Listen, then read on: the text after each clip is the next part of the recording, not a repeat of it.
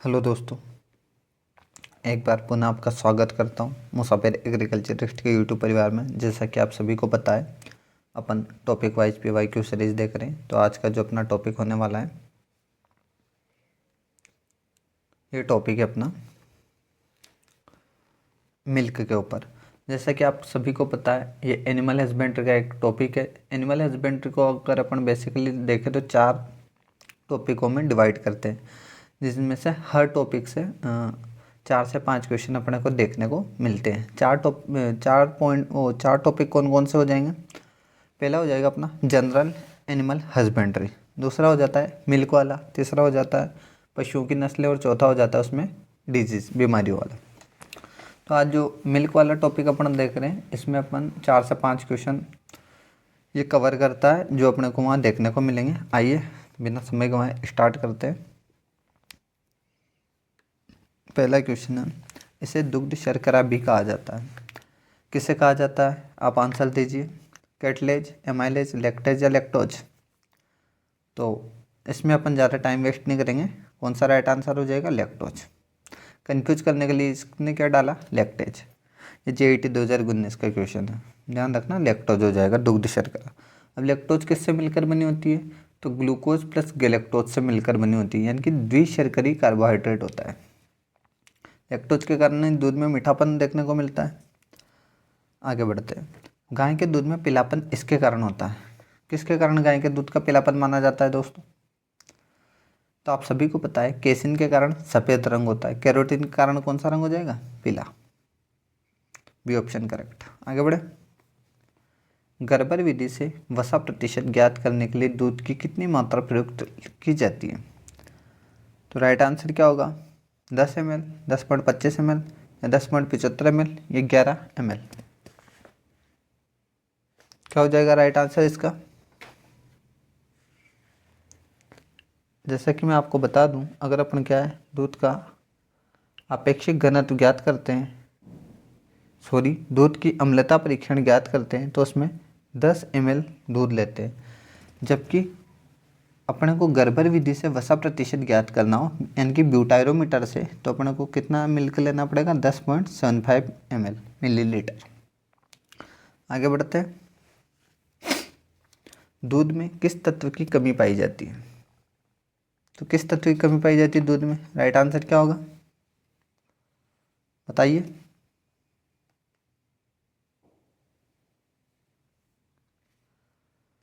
इसका right answer होगा लोहा। आयरन कम मात्रा में पाया जाता है, लोहा, ठीक है। जबकि कैल्शियम और फास्फोरस अधिक मात्रा में पाए जाते हैं। गर्बर विधि का उपयोग किसके परीक्षण के लिए किया जाता है? ये भी अपन पढ़ चुके हैं। जैसा कि गर्बर विधि से वसा प्रतिशत ज्ञात करते हैं, तो यही पूछ रहा है। किसी भी क्वेश्चन को तोड़ मरोड़ के घुमा फिरा के वहीं ले आता है। तो वसा परीक्षण ज्ञात करते हैं किस विधि से? गर्बर विधि से। किस मीटर का, किस यंत्र का उपयोग करते हैं? तो ब्यूटायरोमीटर का। ये ध्यान रखना। किस सिद्धांत पर काम करता है? तो अपकेंद्री फोर्स के सिद्धांत पर। गाय की दुग्ध शिराओं में होता है दूध, खून, पानी, दूध और खून। तो ये कंफ्यूज करने के लिए डालता है अपने को, दुग्ध शिराओं में हमेशा खून मौजूद होता है, ठीक है ना। ये ध्यान रखना है आपको। खून, दुग्ध शिराओं नाम से आप दूध मत कर देना। ताजे दूध का pH मान कितना होगा? इसने ताजे दूध का पूछा है। अगर अपन से दूध का pH मान पूछा जाए तो 6.4 से 6.7 के रेंज जाएगी। जबकि ताजे दूध का जो मतलब निकाला होता है ना, तो उस दूध का pH मान होता है 6.7। जब उस दूध को अपन थोड़े टाइम के लिए पड़ा रखते हैं, तो उसमें एसिडिटी बढ़ जाती है, एसिडिटी बढ़ जाती है, जिससे क्या होगा, उस दूध का pH मान कम हो जाता है, यानी कि 6.4 रह जाता है। तो 6.4 से 6.7 अपन रेंज मानते हैं। तो ताजे दूध का pH मान 6.7 हो जाएगा। बछड़े के आहार स्वरूप खीस का सबसे प्रमुख कार्य क्या है? खीस का सबसे प्रमुख कार्य क्या है, ये आपको पता ही है। दांतों का सही विकास, आंखों को रोशनी प्रदान करना, रोग प्रतिरोधकता को सशक्त बनाना, शरीर के भार को संतुलित करना। बिल्कुल, ये सारे काम खीस करता है। लेकिन जो सबसे प्रमुख कार्य इसमें पूछा जा रहा है अपन से, तो सबसे प्रमुख कार्य क्या करेगा? रोग प्रतिरोधक क्षमता को सशक्त बनाना, ठीक है ना। क्योंकि विटामिन ए पाया जाता है, तो आंखों को रोशनी प्रदान करता है। और जो खीस नवजात का मुख्य आहार माना जाता है, तो वो इनिशियल स्टेज में उसके दांतों का भी सही विकास करेगा और शरीर भार को भी संतुलित करता है। आगे बढ़े। सर्वप्रथम नवजात बछड़े को पिलाना चाहिए, ये अपन बात कर चुके हैं, खीस पिलाना चाहिए। ताजे दूध का पीएच मान, एक वापस से रिपीट हो गया क्वेश्चन, अब इसने रेंज दे दी, पहले सिर्फ एक ही डेटा में पूछा गया था। तो ताजे दूध का पीएच मान क्या हो जाएगा, 6.5 से 6.7। ये ध्यान रखना, ये कंफ्यूज करने के लिए इसने बिल्कुल क्लोज ऑप्शन डाले आपके, 6.3 से 6.5, 6.7 से 6.9। तो अपने को राइट आंसर क्या हो जाएगा, 6.7, यानी कि 6.5 से 6.7। निम्न में से दुग्ध प्रोटीन है, कौन सी है, कौन सी है दुग्ध प्रोटीन, एल्ब्यूमिन, ग्लूटीन, केसिन या हार्डिन। हार्डिन तो जौ की हो गई, ग्लूटीन गेहूं की हो गई, एल्ब्यूमिन भी दुग्ध प्रोटीन मानी जाती है। एल्ब्यूमिन, ग्लोबुलिन और केसिन, ये तीनों दुग्ध प्रोटीन है, लेकिन जो सबसे ज़्यादा मात्रा में पाई जाती है जिसके कारण दूध का सफ़ेद रंग होता है, तो अपन केसिन इसमें राइट आंसर मान सकते हैं। दूध उत्पादन में भारत का कौन सा स्थान है, तो कौन सा स्थान है, ये आप सभी को पता होना चाहिए। ये 2012 का क्वेश्चन, उस टाइम भी पहला स्थान था और अभी भी पहला स्थान है। गाय के दूध का पीला रंग, इसमें ज़्यादा टाइम वेस्ट नहीं करेंगे, कैरोटीन के कारण, और सफ़ेद रंग केसिन के कारण, केसिन प्रोटीन। आगे बढ़ें। कोलेस्ट्रॉल में क्या भरपूर मात्रा में होता है, तो vitamin A, vitamin C, vitamin B, vitamin D. तो ये भी आपको पता है कौन सा विटामिन होता है, सबसे ज़्यादा विटामिन ए, जो आँखों को रोशनी प्रदान करता है।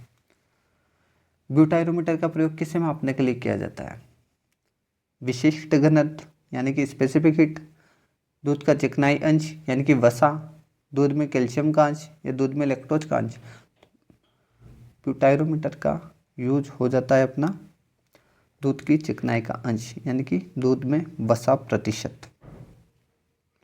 B option is correct. मांस का परिरक्षण सामान्यतः किस तापमान पर किया जाता है, तो आप बताइए इसका राइट आंसर क्या होगा। मांस का परिरक्षण किस तापमान पर करते हैं, ओपन करते हैं 0 से 3 डिग्री सेंटीग्रेड, ये ध्यान रखना है आपको, JET 2011 में पूछा गया क्वेश्चन है। दूध का सबसे सामान्य अपमिश्रक है, कौन सा है, यूरिया, शर्करा, साबुन का पाउडर या नॉन ऑफ दिस। तो ये जो जहाँ से क्वेश्चन मैंने उठाया है वहाँ पे इसका आंसर नॉन ऑफ दिस दिया हुआ है, तो आप इस क्वेश्चन को एक बार वेरीफाई कर सकते हैं, ठीक है। कोई भी क्वेश्चन में आपको डाउट लगे तो आप ज़रूर वेरीफाई कीजिए, क्योंकि ज़रूरी नहीं है कि मैं जो क्वेश्चन बता रहा हूँ उसका राइट आंसर वही हो, क्योंकि मैंने पूरी कोशिश की है अच्छे सोर्स से इनके आंसर देने की, फिर भी कुछ मानवीय त्रुटियाँ हो सकती है, तो उसके लिए मैं क्षमा चाहूँगा, आप उसका राइट आंसर वेरीफाई कर लें। मक्खन में चर्बी की प्रतिशत मात्रा होती है, कितनी होती है, चर्बी का मतलब वसा है, ठीक है। मक्खन में कितना होगा, 80 से ज़्यादा होता है, बिल्कुल। मक्खन में वसा कितना होता है, 80% से ज़्यादा। जबकि बात करें घी की, तो इसमें वसा प्रतिशत होता है 99% से ज़्यादा। इसी के साथ बात की जाए क्रीम की, तो इसमें होता है 20% से ज़्यादा। अगला क्वेश्चन, पूर्णतः गाय के दूध से बने खोआ में प्रोटीन की मात्रा होती है लगभग कितनी होती है, 10, 15, 20 या 25। तो राइट आंसर क्या हो जाएगा अपना, सी ऑप्शन, ठीक है, सी ऑप्शन 20%। यानी कि इसमें अपन यूँ माने गाय के दूध से जो खोआ बनता है ना, उसमें प्रोटीन की मात्रा होती है 19%, और भैंस के दूध से जो खोआ बनता है उसमें प्रोटीन की मात्रा होती है 17.7%। तो इसमें अपन इससे रिलेटेड एक क्वेश्चन ये भी बन सकता है कि जो गाय के दूध का खोआ होता है और भैंस के दूध का खोआ होता है, उसमें प्रोटीन किस में ज़्यादा होता है, तो गाय के दूध में ज़्यादा होता है, ध्यान रखना। आगे बढ़ते हैं। किस पशु के दूध में वसा की मात्रा अधिकतम होती है, गाय, भैंस, बकरी या ऊँट। ऊँटनी, ऊँट तो कहाँ से दूध देगा। राइट आंसर क्या होगा दोस्तों, इसका राइट आंसर हो जाएगा अपना भैंस। अब ये क्वेश्चन अलग अलग तरीके से बन सकता है, तो अपने को एक सीक्वेंस ध्यान रखना होगा।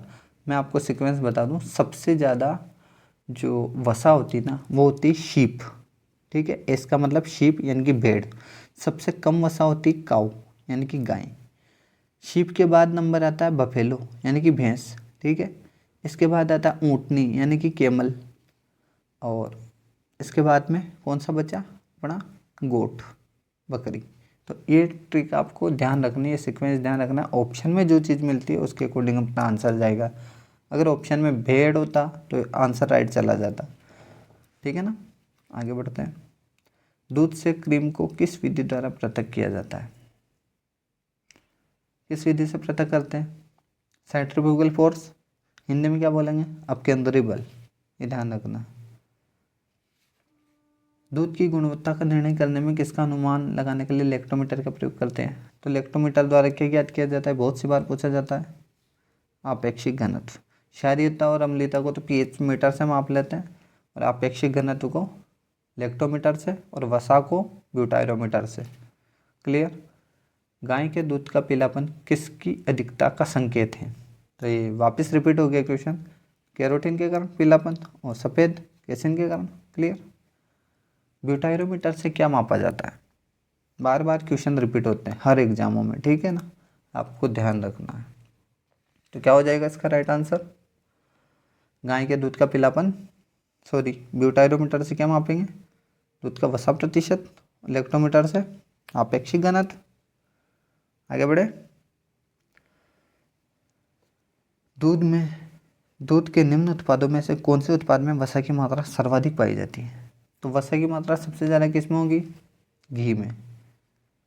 उसके बाद किस में होगी, मक्खन में। कितनी, 80% से ज़्यादा। घी में कितनी होती है, 99% से ज़्यादा।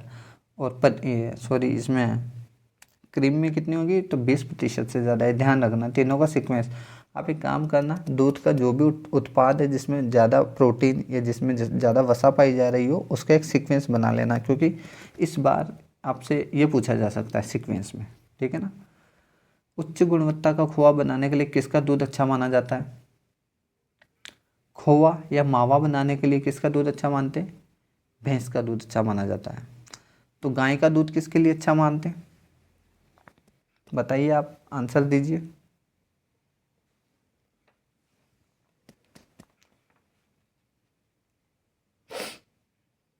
क्या हो जाएगा बताइए?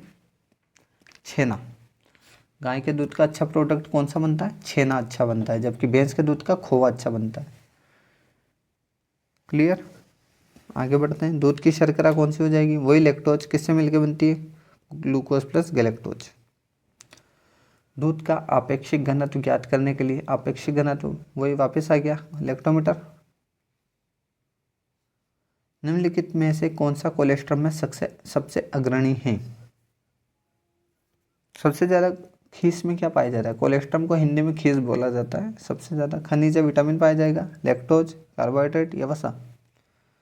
तो विटामिन ए सबसे ज़्यादा होता है, और खनिज भी बहुत ज़्यादा मात्रा में पाए जाते हैं, ठीक है ना। दूसरे प्रोडक्ट की अपेक्षा, दूध के जो अन्य उत्पाद है उनकी अपेक्षा खनिज और विटामिन ज़्यादा मात्रा में खीस में होते हैं।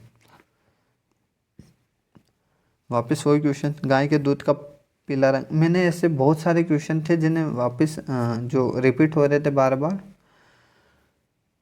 उनको स्किप किया है, लेकिन फिर भी कुछ क्वेश्चन है जो आ गए अपने। तो आप एक बार आंसर दे दीजिए इनका दोबारा, या आपको नोट्स में पढ़ने की जरूरत नहीं पड़ेगी, बार बार यहीं अपन रिवाइज कर लेंगे। गाय के दूध का पीला रंग का कैरोटीन, सफ़ेद रंग केसिन। गाय के दूध का अपेक्षित घनत्व कितना होता है? ये आंसर अच्छा बताइए, इसका आंसर क्या होगा? गाय के दूध का अपेक्षित घनत्व, जिसे रिलेटिव डेंसिटी बोला जाता है, तो वो होता है 1.028 से लेकर 1.030 तक। अगर दूध का, ओनली दूध का पूछे, गाय ऑप्शन में ना हो, गाय या भैंस, तो दूध का कितना होगा? 1.028 से लेकर 1.032। अब गाय का पूछा जाए तो 1.028 से लेकर 1.030 तक होता है, और भैंस का कितना हो जाता है? 1.030 से 1.032 तक होता है। तो इसमें नियर बाई ऑप्शन कौन सा कर सकते हैं अपन? 1.026। क्लियर। और भैंस का अगर पूछ लिया जाए तो ये किसका हो जाएगा, भैंस का। ये ध्यान रखना है। आगे बढ़े। अच्छा आप बताइए मेरे को, ये अपेक्षिक घनत्व 0.93 किसका होगा, किसका होगा 0.93। ये हो जाएगा अपना वसा का, ठीक है ना।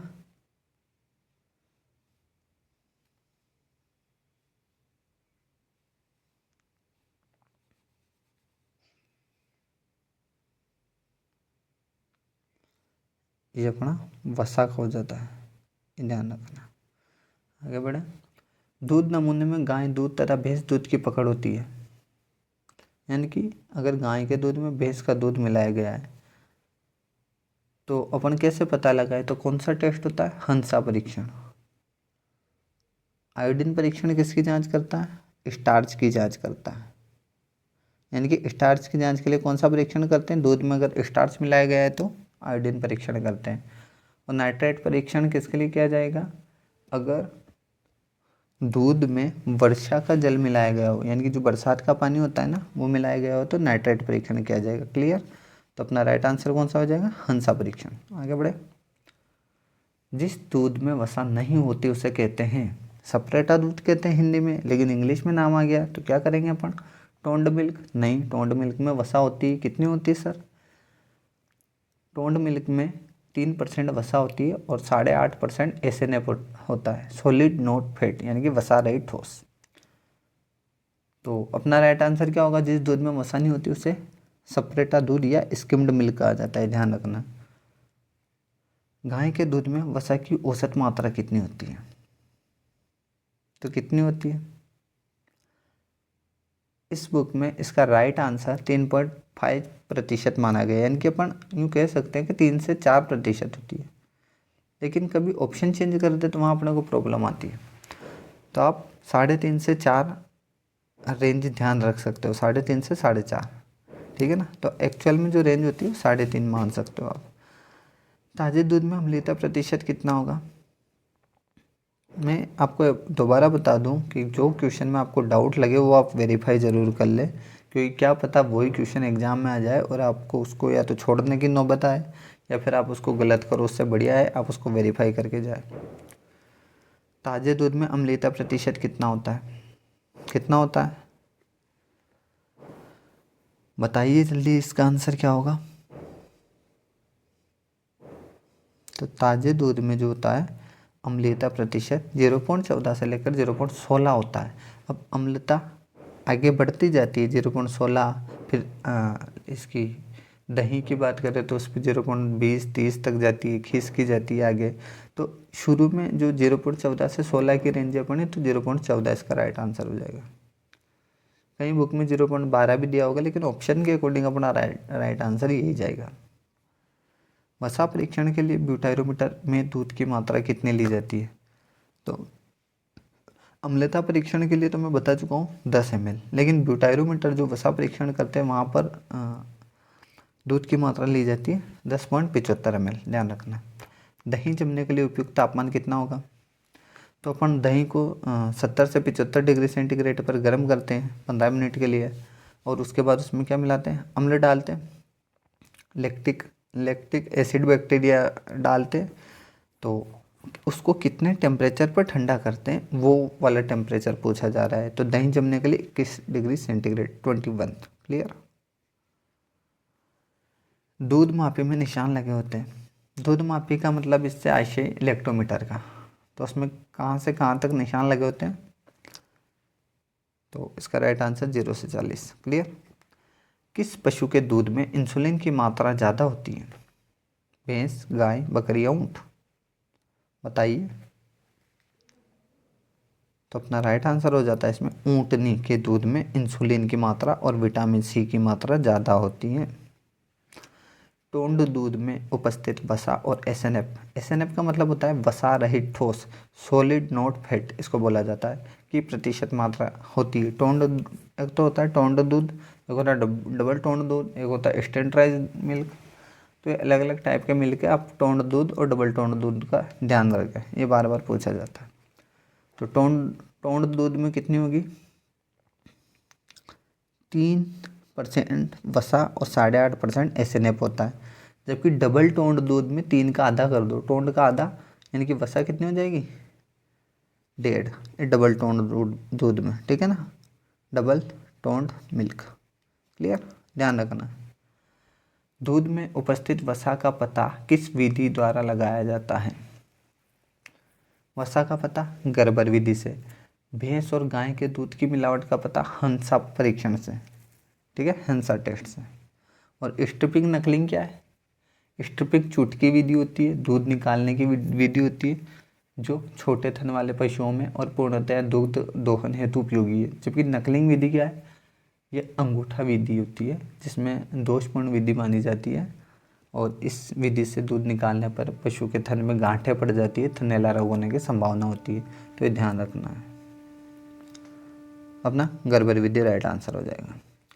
गाय के दूध का पीला रंग, इसको मैं बार बार रिवाइज नहीं करूँगा, राइट आंसर लगाऊंगा सीधा कैरोटीन। आपको किरेटिन दे दिया। किरेटिन क्या होता है? किरेटिन नाखून और बालों में पाई जाने वाली प्रोटीन होती है। मीठे दही में अम्लता प्रतिशत की मात्रा कितनी होती है? तो इसका राइट आंसर 0.60%, 60% माना है, ध्यान रखना है। आगे बढ़े। दूध में लैक्टोज की स्पेसिफिक ग्रेविटी क्या है? क्या है दूध में लैक्टोज की स्पेसिफिक ग्रेविटी?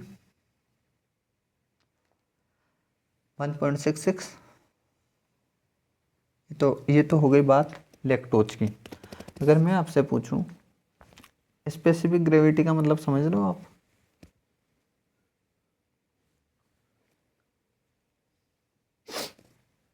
स्पेसिफिक ग्रेविटी का मतलब समझ रहे हो? विशिष्ट हीट, विशिष्ट ऊष्मा जिसे बोलते हैं, सॉरी विशिष्ट घनत्व, ठीक है। दूध को उतारने में किस हार्मोन का प्रयोग करते हैं? दूध उतारने हेतु या पावसने हेतु, पावसने इसका टर्म हिंदी में दिया जाता है, उतारना और पावसना दोनों बोला जाता है। तो कौन सा हार्मोन आवश्यक होता है? ऑक्सीटोसिन। चढ़ाने हेतु यानी कि जब अपन पशु का दूध दूह रहे हैं या दूध निकाल रहे हैं, तो उस टाइम कोई बाहर से कोई व्यक्ति आ जाता है या गाय भैंस भड़क जाती है, अपन ऐसे बोलते हैं, तो वो दूध चढ़ा लेता है एयर में वापस। तो वो किस हार्मोन के कारण? Adrenaline hormone. क्योंकि पशु डर जाता है। तो इंसानों की बात करें, पशुओं की बात करें, डरने पर कौन सा हार्मोन एक्टिव हो जाता है? तो एड्रेनलिन हार्मोन, जिसके कारण एड्रेनलिन हार्मोन उत्तरदायी होता है दूध चढ़ाने हेतु, उतारने हेतु ऑक्सीटोसिन, जबकि दूध स्त्रवण करने हेतु सेक्रेशन, मिल्क सेक्रेशन हेतु कौन सा हो जाता है? Prolactin hormone. ध्यान रखना। आगे बढ़े। गाय के दूध के लिए सामान्य, ताज़ा एवं मीठे दूध का पीएच क्या होगा? तो ये अपन पढ़ के आ चुके हैं, 6.4 से 6.7। ऑप्शन में आपको चेंज कर सकता है वो, बाकी और कुछ नहीं करेगा, क्वेश्चन यही पूछेगा। जर्सी गाय के दूध में लैक्टोज प्रतिशत क्या है? तो क्या होगा? एग्रीकल्चर सुपरवाइजर AU कोटा का ने जो एग्जाम करवाया था उसका क्वेश्चन है। तो इसमें इसका राइट आंसर 4.30% माना गया है। आप वापस वेरीफाई कर सकते हैं, मैं दोबारा बता रहा हूँ, ठीक है। सर्वप्रथम नवजात बछड़ियों को पिलाना चाहिए। क्या पिलाते हैं? दूध पिलाते हैं क्या? नहीं, उससे पहले खीस पिलाते हैं। कितने दिन तक पिलाते हैं? सभी जगह अलग अलग डेटा दिया हुआ, कोई 5-7 दिन तक, कोई 10 दिन तक, कोई 15 दिन तक। तो अपने को जो खीस पिलाया जाता है, वैसे अपन नॉर्मली घरों में देखते हैं तो 10 दिन तक अपन दूध काम में नहीं लेते, तो 5-7 दिन तक खीस आता है, जिसमें एंटीबॉडीज़ पाई जाती है जो पशुओं में रोग प्रतिरोधक क्षमता बढ़ाते हैं, इसलिए उनको पिलाया जाता है। गाय के दूध में वसा का प्रतिशत कितना होता है? कितना होता है? एग्रीकल्चर सुपरवाइजर 2015 का क्वेश्चन है। तो अपन ने क्या देखा था? 3.5 से 4 के आसपास होता है ना रेंज। तो 3.5 वाली रेंज 4 से 5 वाले में जाएगी। तो इसका जो राइट आंसर है इसमें माना हुआ है बी ऑप्शन है। आप इसको दोबारा वेरीफाई कर सकते हैं, ठीक है ना। वैसे तो मैंने देखा है दूसरे सोर्स में, तो यही माना गया है 3.5 से 4 की रेंज वाला, तो 4 से 5 अपना राइट आंसर चला जाएगा। टोंड दूध में क्रमशः वसा प्रतिशत और SNF की मात्रा वापस रिपीट हो गया क्वेश्चन, तो उम्मीद करता हूँ आप समझ गए होंगे ये चीज़। 3 वसा प्रतिशत होगा, 8.5 SNF होगा, और डबल टोंड में 1.5% वसा होगा और SNF 9% होगा। गाय के साधारण ताज़ा मीठे दूध का पीएच मान होता है, वापस रिपीट हुआ है तो ये बताने की ज़रूरत है क्या? नहीं है। 6.4 से 6.7 यानी कि 6.6 वाला चला जाएगा। ये ऑप्शन बहुत क्लोज डालता है, फिर भी अपने को कंफ्यूज नहीं होना। अगला क्वेश्चन बहुत इंपॉर्टेंट है, इसका आंसर दीजिए।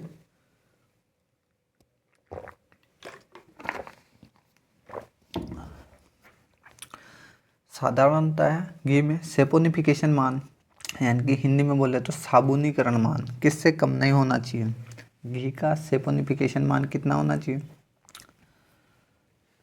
तो घी का जो सेपोनिफिकेशन मान होता है ना, ये होना चाहिए अपना 222 से लेकर 226 तक। तो नियर बाई ऑप्शन कौन सा देखने को मिल रहा है अपने को? 222 से 226 होना चाहिए। 220 क्लियर, राइट आंसर ये हो जाएगा। बछड़े के आहार स्वरूप खीस का प्रमुख कार्य क्या है? ये क्वेश्चन पहले भी रिपीट हुआ था, दोबारा रिपीट हुआ। और ये ताज़ा मीठे दूध का पीस तो कितनी बार देख लिया अपन ने क्वेश्चन, 4-5 बार, 5वीं बार रिपीट हो रहा है। तो क्या करता है बछड़े में खीस का मुख्य कार्य? वैसे तो सारे काम खीस के ही है, लेकिन रोग प्रतिरोधक क्षमता मुख्य कार्य पूछा जाए तो अपने को रोग प्रतिरोधक क्षमता इसका राइट आंसर देना है। क्रीम निकालने हेतु दूध का तापक्रम कितने डिग्री सेल्सियस रखा जाता है? कितना रखते हैं बताइए।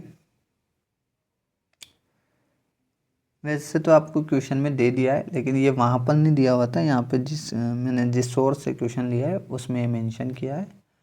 तो 30 से 37 डिग्री। अब अपना ऑप्शन कौन सा टच हो रहा है ये देखना अपने को, तो सी ऑप्शन टच हो रहा है। क्लियर। गाय के प्रसव के बाद दूध को क्या कहा जाता है? कोलेस्ट्रॉम, खीस कहा जाता है। इसमें क्या पढ़ना है? तो ये अपने क्वेश्चन हो गए। लगभग आज की क्लास में मैंने 50 क्वेश्चन के लगभग कवर करने की कोशिश की है। 50 क्वेश्चन और अपने अगली क्लास में मिल्क वाले टॉपिक से कवर करेंगे, जिसमें आपको जेईटी के सुपरवाइज़र के जो अलग अलग यूनिवर्सिटियों द्वारा करवाए जाते हैं, इसी के साथ आरएसएस भी बोर्ड द्वारा करवाए जाते हैं, AA के और HRO के क्वेश्चन इसमें मिलने वाले हैं। आप इनको पढ़िए, बार बार रिवाइज कीजिए, क्योंकि 4 से 5 क्वेश्चन मिल्क वाला अपना टॉपिक लेकर रहता है। बने रहिए, मिलते हैं अगले वीडियो में बाकी शेष क्वेश्चन के साथ में। तब तक के लिए पढ़ते रहिए, व्यस्त रहिए, मस्त रहिए। धन्यवाद।